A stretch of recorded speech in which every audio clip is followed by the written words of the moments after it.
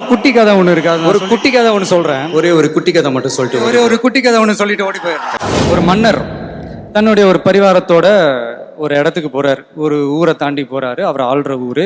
ஒரு கடத்தருக்கு அது வழியாக போறாரு.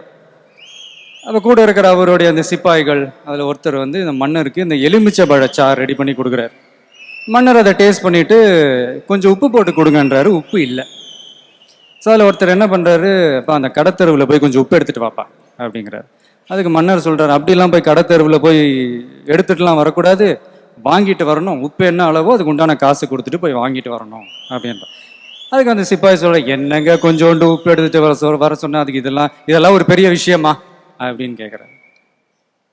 இல்லை, அதுக்கு மன்னர் சொல்கிறார், இல்லை நீ சொல்கிற மாதிரி கொஞ்சோண்டு உப்பு தான், அதை நான் காசு கொடுக்காம எடுத்துட்டா மன்னரே காசு கொடுக்காம எடுத்துட்டாருன்னு சொல்லி பின்னாடி வர என் பரிவாரம் இந்த மொத்த ஊரையும் கொள்ளையடிச்சிடும்.